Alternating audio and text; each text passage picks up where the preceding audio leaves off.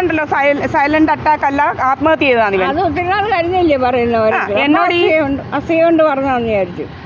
പലരും എന്നോട് ചോദിച്ച് എന്തുവാ ആത്മഹത്യ ചെയ്യുന്നത്. ഇവിടെ വന്നപ്പോഴല്ല, അവൻ്റെ വീട്ടിൽ നീ പോന്നു കഴിഞ്ഞപ്പോഴാണ് എന്നോട് ആൾക്കാർ ചോദിക്കുന്നത്, മോളുടെ അനിയൻ എന്തിനാ ആത്മഹത്യ ചെയ്തതെന്ന്. ഞാൻ ചോദിച്ചു ആത്മഹത്യയോ, എന്തോ അവൻ ആത്മഹത്യ ചെയ്യണം, നമുക്കറിയാമോ ഇതുവല്ലോ, ഇവരുടെ കാര്യങ്ങളും വല്ലതും അറിയാവോ? ഒക്കെ നമുക്ക് ഇവളുമാരെല്ലാം പറയുന്നത് എന്തോ അറ്റാക്ക് വന്നു ഇരുത്തുന്ന നമ്മളോട് പറയുന്നത്, നമ്മളെന്തോ വിശ്വസിക്കുമൊക്കെ ഒക്കെ പറയൊക്കെ. അപ്പൊ അക്കയും കേട്ടിട്ടുണ്ട് ആത്മഹത്യ ചെയ്തതാണല്ലയോ? ഞാൻ വിശ്വസിച്ചില്ല, അത് ഒത്തിരി നാൾ കഴിഞ്ഞ ആണല്ലോ. എന്നോട് പലരും ചോദിച്ച് എന്തോ. പിന്നെ നമ്മുടെ കൊച്ചി രവി എന്ന് പറയുന്നവൻ എൻ്റെ അമ്മയുമായിട്ട് വഴക്ക് പറയിട്ടിട്ടുണ്ടെന്നാ പറയുന്നത് കേട്ടോ.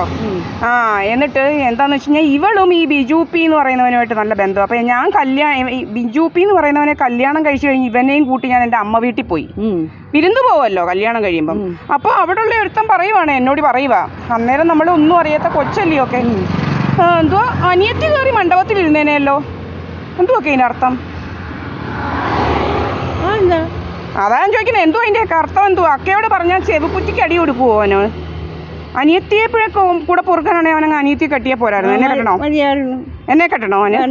ഇവൻ്റെ ഉദ്ദേശം എന്തുവായിരുന്നെന്ന് അറിയാവോ? എൻ്റെ അമ്മ വീട്ടുകാരും ഇവന്മാരും എല്ലാം അറിഞ്ഞുകൊണ്ടുള്ള കുറച്ച് കളികളുണ്ട് ഇതിനകത്ത്. നിങ്ങൾക്ക് ഇനിയും പറഞ്ഞു തരാം ഞാൻ. എന്നുവെച്ചാൽ എന്നെ പതിയെ ഇപ്പം കുറച്ച് വേലകളൊക്കെ ഉണ്ട് ഇവളുമാരുടെ കയ്യിലെന്ന് വെച്ചാൽ സ്ലോ ആക്ടിങ് പോയിസൺ അറിയാവോ? അക്കൊക്കെ ഇങ്ങനെ കുറേശ്ശെ വിഷം കൊടുത്ത് കൊല്ലുന്ന രീതിയൊക്കെ അറിയാവോ? കണ്ടിട്ടുണ്ടല്ലോ. അങ്ങനെ കുറച്ച് ആൾക്കാർ നമ്മുടെ ഇവിടെ ഉണ്ട്. അത് നമ്മുടെ വെള്ളത്തിനകത്ത് കലക്കുന്നവനെയൊക്കെ ഞാൻ പിടിച്ചിട്ടുണ്ട്. റെജിയുടെ മോൻ ഒരവൻ കേട്ടോ, 11-ാം മണിക്ക് നമ്മുടെ ഇത് വന്ന്. അപ്പം എന്തുവാ അങ്ങനെയൊക്കെ തന്ന് നമ്മളെ പതിയെ അങ്ങ് കൊന്നേച്ച് ഇവളെ കെട്ടിയപ്പോൾ കുറേ സ്വത്തൊക്കെ ഉണ്ടല്ലോ, പൂസ്വത്തൊക്കെ. ഞാനങ്ങ് ചത്താല് അപ്പോൾ എത്ര സ്വത്തുണ്ടൊക്കെ 3.5 ഏക്കർ വസ്തുവൊക്കെ ആയിട്ട് ഇവനങ്ങ് വാഴ. ഇവനും ഇവക്കും കൂടെ അങ്ങ്. ഇവളാരാ മോളെന്നറിയാം? ഇവളായില്യമാണ് ആള്. എനിക്കറിയാവോ ഇവളാരാ മോൾ? ഇവള് പമ്മിയിരിക്കും, ഇവള് മുതുക്കള്ളിയാണ് ഇവള്. പക്ഷേ നമ്മളെ എന്നിട്ട് ഇവൻ പറയുക എന്നോട്, പിന്നെ ഇവൻ ആദ്യത്തെ ദിവസം എന്നോട് ആദ്യത്തെ ദിവസം അക്കയുടെ ഭർത്താവ് ചോദിച്ചിട്ടുണ്ട്, നീ എത്ര പേരുടെ കൂടെ പോയിട്ടുണ്ടടി? നമ്മളെ സ്നേഹിച്ച് കല്യാണം കഴിച്ചതാണല്ലേ പറയുന്നത്? കൊടുക്കണമായിരുന്നോ? ഇവൻ എന്നോട് ചോദിക്കുക, നീ എത്ര പേരെ കൂടെ പോയിട്ടുണ്ടടി കല്യാണം? ഞാൻ നമുക്കൊന്നും അറിയത്തില്ല. അക്കയ്ക്ക് എന്നെ അറിയാമല്ലോ. നമ്മൾ എൻ്റെ അച്ഛൻ്റെയും അമ്മയുടെയും കൂടെ ഒക്കെ കൊച്ചിയിലെ ഇവന്മാരൊക്കെ ഗുസ്തി വരുമെങ്കിലും നമ്മൾ നമ്മുടെ കാര്യം നോക്കി പഠിക്കാൻ പോയത് അങ്ങനെ നടന്നല്ലേ ഒക്കെ ആണോ അല്ലയോ? എന്നിട്ട് കുറേ കഴിഞ്ഞ് പിന്നെ ഇവൻ പറയുമോ നമ്മളോട്, കൊച്ചുങ്ങളൊക്കെ ജനിച്ചാലേ ഇങ്ങനൊന്നും നടക്കാൻ പറ്റത്തില്ല. അങ്ങനൊക്കെ കൊച്ചുങ്ങളൊക്കെ ജനിച്ച് ഇങ്ങനൊന്നും നടക്കാൻ പറ്റത്തില്ല. എന്താണെന്നറിയാവോ ഇവൻ്റെ ഉദ്ദേശം? കൊച്ചുങ്ങളൊക്കെ ഒന്നും വേണ്ട, നിന്നെ ഞങ്ങൾ ശരിയാക്കിക്കോളാം, എന്നിട്ട് ഞാൻ അവളെ കെട്ടി അങ്ങ് പുറക്കാമെന്നാ. മനസ്സിലായോ? ഒക്കെ ഇതായിരുന്നു ഉദ്ദേശം എൻ്റെ. അപ്പൊ എന്ത് പറ്റി? ആര് ഉദ്ദേശിച്ചാലും ഒടേതമ്പുരാൻ തീരുമാനിച്ചിട്ടുണ്ട് ഓരോ കഥയും ആണല്ലോ ഒക്കെ. ഇത് കേക്കൊക്കെ. അപ്പൊ ഇവളൊന്നും വിചാരിച്ചൊന്നും നടന്നില്ല ഇവരൊന്നും. അപ്പം ഓരോരുത്തർക്ക് വേണ്ടി ഇവിടെ ഇങ്ങനെ വരച്ചില്ലേ ഭഗവാൻ വിടുന്നത്. ഞാൻ എത്ര നാൾ ജീവിക്കണമെന്നുള്ളത് ആര് വരയ്ക്കുമൊക്കെ? ഞാൻ എന്തോ ചെയ്താലും അതൊന്നും ഏക്കത്തില്ല. അദ്ദേഹം തീരുമാനിക്കും, നമ്മൾ വേലക്കാരാണ്. അതെ, ഈശ്വരനെ നിലനിർത്തിയാണ് ഞാൻ ഇന്നുവരെ ജീവിച്ചിട്ടുള്ളത്. 6-5 പൈസ വാങ്ങിച്ചിട്ടില്ല. അക്കയോട് ഞാൻ മാങ്ങിയത് ഇതൊക്കെ വാങ്ങിക്കും. ഒക്കെ പൈസ തന്നേച്ചല്ലോ അക്കയോട് വാങ്ങിച്ചിട്ട് പോയിട്ടുള്ളത്. ആണല്ലോ. നമ്മൾ ഇച്ചി പോന്നൊക്കെ പറഞ്ഞിട്ടുണ്ടോ? ഞാനെന്ത് വിചാരിക്കും, ഓരോരുത്തർ പറയുമ്പോൾ കൊച്ചുങ്ങളോട് എന്ത് കാര്യമായിരുന്നു. എനിക്ക് അതുപോലെ തന്നെ. ഞാൻ അന്ന് കൊച്ചുമോള് വന്നപ്പോൾ ആരാണ്ട് പറഞ്ഞറിഞ്ഞുകൊണ്ട് ഞാൻ അങ്ങോട്ട് വന്നതാണ്. ഒന്ന് കാണാൻ. എന്താ വന്നില്ലേ, എന്നെ വല്ലൊരു അടിച്ചു പോകും, എനിക്കൊന്ന് കാണണമെന്ന് തോന്നി, അതുകൊണ്ട് വന്നു ഞാൻ. ഇത് കേക്കൊക്കെ കേട്ടോ. എന്നിട്ട് ഇതൊക്കെ ഇങ്ങനെയൊക്കെ ആയി. അപ്പം എനിക്ക് നമ്മളോട് ആരും കല്യാണം കഴിച്ച ഒരാളിനോട് ആരെങ്കിലും പറയുമോ നിന്റെ അനിയത്തി കയറി ഇരുന്നേനെയുള്ള മണ്ഡപം? അപ്പം എൻ്റെ മനസ്സിലത് കിടപ്പുണ്ട്.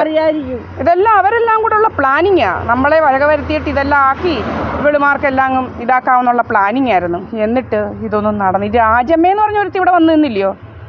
നമ്പർ 1 കള്ളിയാ അവളാ. ഇതിൻ്റെ എല്ലാം ആണിക്കള്ളി കേട്ടോ, മുതുകള്ളിയാ അവൾ. ഇതുപോലെ 10 മാസം കൊണ്ട് ഒരുത്തനെ റെഡിയാക്കി വെച്ച് ഇവള് അന്ന് പ്രഗ്നൻ്റാ ഇവള്. എന്നിട്ട് ഇവള് ആശുപത്രിയിൽ അന്നത്തെ കാലത്ത്, എൻ്റെ അമ്മയ്ക്ക് 88 വയസ്സുണ്ട്, ഇവള് എൻ്റെ അമ്മയുടെ കൂടെ ഉള്ളതാ. 88 വയസ്സുള്ളപ്പോൾ എന്നാ ഇവള് പണ്ട് ആശുപത്രി പുഷ്പഗിരി പോയി കിടന്ന് പ്രഗ്നൻ്റ് കൊച്ചിനെ അങ്ങ് സംരക്ഷിക്കുക. എന്നിട്ട് കൊച്ചു ചത്താ വന്നത്. എങ്ങനെയൊക്കെ ഇവളെ ഏതാണ്ടൊക്കെ കലക്കി കുടിച്ച് കൊച്ചിനെ കൊന്നത് അങ്ങേരി ചത്ത് കഴിഞ്ഞപ്പം കേട്ടോ. കേട്ടോക്കെ. ഇവളാരാ കള്ളിയെന്നറിയോ? ഇവിടെ വന്ന് ഇന്ന് കുറേ കാര്യങ്ങളൊക്കെ നടത്തി. ഇപ്പം ഞങ്ങൾ പറഞ്ഞു വിട്ടു, ഇവിടെ എൻ്റെ അച്ഛൻ്റെ പുരികം തല്ലി പൊട്ടിച്ചവന്മാരല്ലേ ഇവന്മാരൊക്കെ അറിയത്തില്ലയോ? അവർക്ക് എണ്ണ കൊടുക്കുക, ഉള്ള ആണുങ്ങളെ എല്ലാം വിളിച്ച് എൻ്റെ പെരക്കകത്ത് കയറ്റുക. ഇവിടെ സ്വഭാവമായിരുന്നു ഇതെല്ലാം. പിന്നെ ഇങ്ങനെയൊക്കെയാണ് നടന്നുകൊണ്ടിരുന്നത്. അപ്പം ഞാൻ ഇവനെ അവിടെ ഇവളുടെ ഭർത്താവ് മരിച്ചപ്പോൾ ഞാൻ കണ്ട കാര്യങ്ങൾ എൻ്റെ മനസ്സിൽ ഉള്ളത് ഞാൻ പറഞ്ഞുതരാം. ഇവളുടെ ഭർത്താവ് മരിച്ചപ്പോൾ നമ്മൾ പോയപ്പം ഒരു മുറിയിൽ ഒരു ഹോളിൽ ഇങ്ങനെ കിടത്തിയിരിക്കുക. അവിടെ ഒന്നും ആ ഹോളിനകത്ത് ഒരു മനുഷ്യരില്ല. ഇവളും എല്ലാം ഒരു ബെഡ്റൂമിനകത്ത് കയറിയിരിക്കും. ഒക്കെ ഭർത്താവ് മരിച്ച ഭാര്യ എവിടെ ഇരിക്കും ഒക്കെ ഇരിക്കുവോ? അങ്ങനല്ലേ നമ്മളെല്ലായിടവും കണ്ടിട്ടുള്ളത്. ഇവിടെ ആ മുറിയിലൊന്നും ഒരെണ്ണവും ഇല്ല. ശവത്തിൻ്റെ അടുത്ത് മൊബൈൽ മോർച്ചറി വെച്ചിരിക്കും. അവൻ്റെ അച്ഛനോ അമ്മയോ ഒന്നെണ്ണം ഒരു പാവിരിച്ച് അവിടെ ഇരിക്കാൻ ഒരെണ്ണം ഇല്ല. എന്താക്കി അങ്ങനെ? അപ്പം ഞാൻ ഇതെന്താ ഇങ്ങനെ, ഇവളെന്താ ഇരിക്കാത്ത? ഇവളും എൻ്റെ കാറ് വിൽക്കണം, എൻ്റെ അത് വിൽക്കണം, ഇവളങ്ങ് എന്തുവാ എല്ലാം ഇങ്ങനെയൊക്കെയുള്ള കാര്യങ്ങളാണ് പറയുന്നത്. എൻ്റെ കാറ് വിൽക്കണം, മറ്റേത് വിൽക്കണം, അങ്ങനെയാ നോക്കിയാൽ ഭർത്താവ് മരിച്ചാൽ എന്തെല്ലാം സ്ഥലയിൽ കൂടെ പോകുന്നു. എൻ്റെ കാറ് വിൽക്കണം, എൻ്റെ അത് ചെയ്യണം, ഇത് ചെയ്യണം. ഒക്കെ യഥാർത്ഥ സ്നേഹമുള്ളവർ ഇതൊക്കെ പറയുമോ?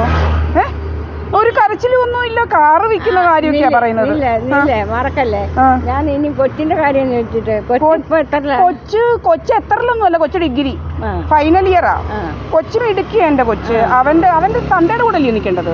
തന്തയുടെ സ്വത്തിനല്ലേ അവകാശി. ഇവരുടെ വിചാരം എന്തുവാണെന്നറിയാവോ? ഒന്നിൽ ഇതോ അന്തോ വേണം. അപ്പം ഞാൻ പറയട്ടൊക്കെ ഒരു കഥകൾ ഇനി എല്ലാവരോടും പറയണം. ഈ കള്ളത്തരങ്ങളുടെ കൂട് എന്നിട്ട് എന്ത് ചെയ്തെന്ന് വെച്ച് കഴിഞ്ഞാൽ